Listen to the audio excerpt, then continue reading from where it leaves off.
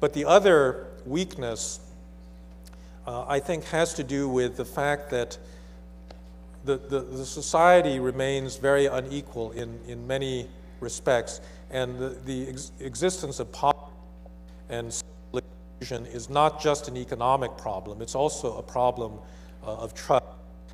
I think that one of the things that is really remarkable to me in modern Mexico is how well educated and how large a middle class there is in this society. This room and Tijuana in general is a testament to that. I mean, there's a lot of very educated people, and therefore investment in education, and particularly higher education, has paid off.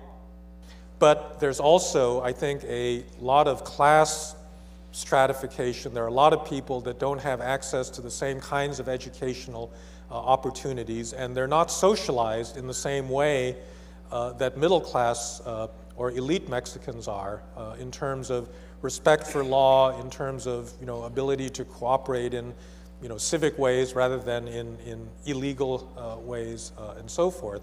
And so solving the problem of granting better and more equal access to modern institutions and drawing more people into this is an important part. There's also there's also problems in your labor market that one of the big problems in Mexico is a high degree of informality, that only a small number of workers are subject to formal rules, and then everybody else is in this kind of gray zone where there's not transparency and not the same levels of social protection and so forth. And I think that that's actually the result of badly designed policies that could be reformed. And I think there's a more uniform set of rules and more transparency in the way that those rules were applied, then there would be more social trust. I mean, the objective, I think, ought to be in this society to make the whole of the society like this room, to give everybody an access to a kind of level of education that instills in them modern values. And that's something that, you're getting there, but it's still not achieved yet. Otra pregunta. Ok, ya tiene usted el micrófono. Adelante.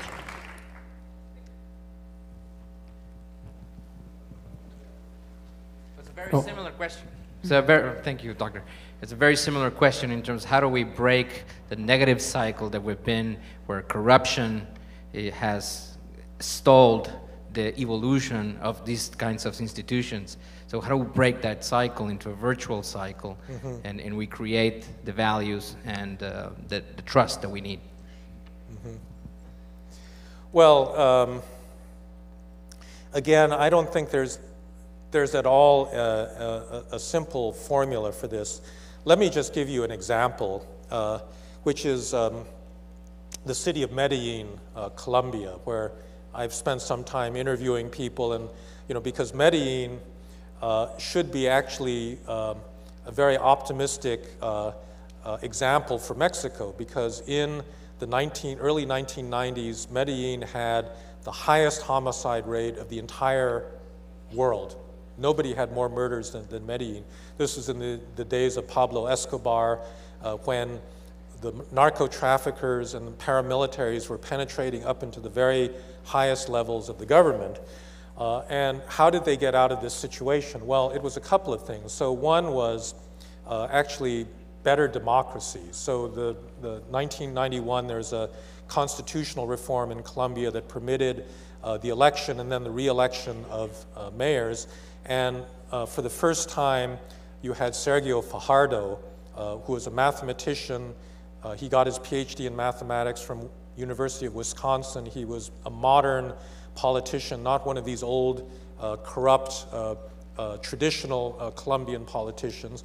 He believed in transparency, and he also believed in having a strong social agenda. And so when he became mayor of Medellin, he instituted a number of very, very well-designed and intelligent social programs, like the Biblioteca España, that was famous one in Comuna Uno, in one of the very poor barrios of Medellin, where they invested in a world-class library designed by a world-famous architect, and they put it in the poorest part of Medellin, all right?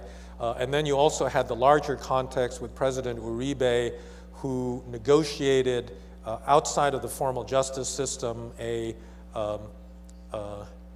it's not an amnesty, and it wasn't a truce, it was a demobilization of the paramilitaries who were involved in narco trafficking. And between the two of them, between an intelligently applied social policy backed by a democratically elected, modern, uncorrupt mayor with a good agenda, I think that you brought about a kind of miraculous transformation of that city. Now, this is something that you can't do everywhere because you can't simply snap your fingers and get a Fajardo or get modern politics. But I do think that this kind of it kind of illustrates the importance of education in a certain way, because modern people subject to a modern education really think differently. They're not willing to make the same compromises. They're not willing to accept the same kinds of corrupt social norms that old-fashioned, politicians in Latin America were willing to do. And so, the progress is going to be slow, but I do think there are cases where it's been real. Bueno, están diciendo que nada más tenemos una última pregunta por falta del tiempo. Todavía tenemos mucho más que ver y que hacer aquí en Tijuana Innovadora. Joven, adelante. Buenas tardes. La pregunta es en español. Dame un segundito, por favor. Sí. Okay, gracias. Okay. Me sacaron de balance. Sí. Okay. La pregunta es, mencionó que en los Estados Unidos existe bastante conciencia acerca de la creación de este capital social, pero también sabemos que en Estados Unidos existe un alto grado de individualismo y competitividad. ¿Esos dos factores se complementan o son opuestos en una sociedad?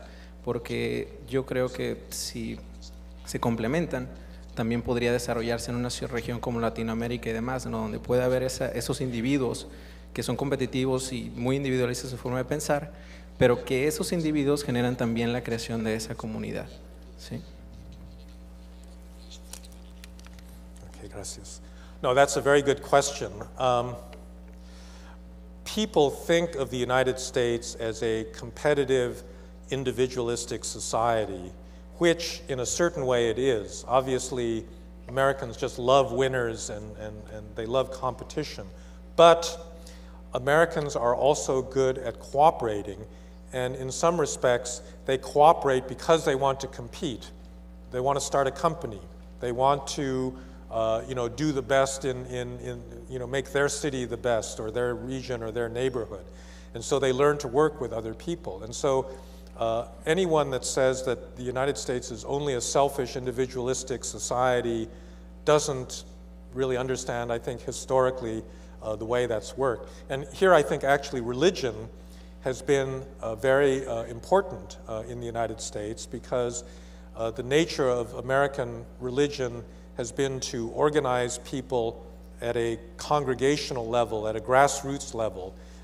And this has been true since the founding of the country, and that's where they learned social cooperation, is in their local churches, that then teaches them how to cooperate in larger areas. And Americans, as you know, are still a very religious people. That's where a lot of social capital continues to come from. Now, I must say, however, that I have been very disturbed at the nature of political discourse in the United States over the past few years, and particularly over the last 2 years, because it has become much less civil and much less trusting and very polarized and harsh in a way that I think is quite disturbing to me. I don't really remember things being this way in my lifetime.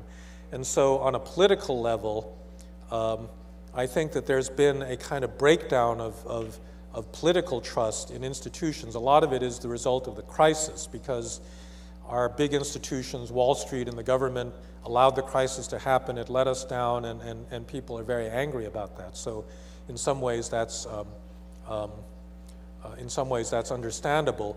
But no society can take trust for granted because it's something that has to be rebuilt, and it's threatened at every moment by, by different forces, by political entrepreneurs. We had this terrible debate over the summer about this so-called mosque in Ground Zero, which really wasn't a mosque, but I think a lot of opportunistic politicians wanted to use that as a way of mobilizing their supporters, and so as a result, the hostility towards Muslims, has increased tremendously in the United States. So, American society, although I believe that historically it's had a great deal of trust, doesn't necessarily always behave that way.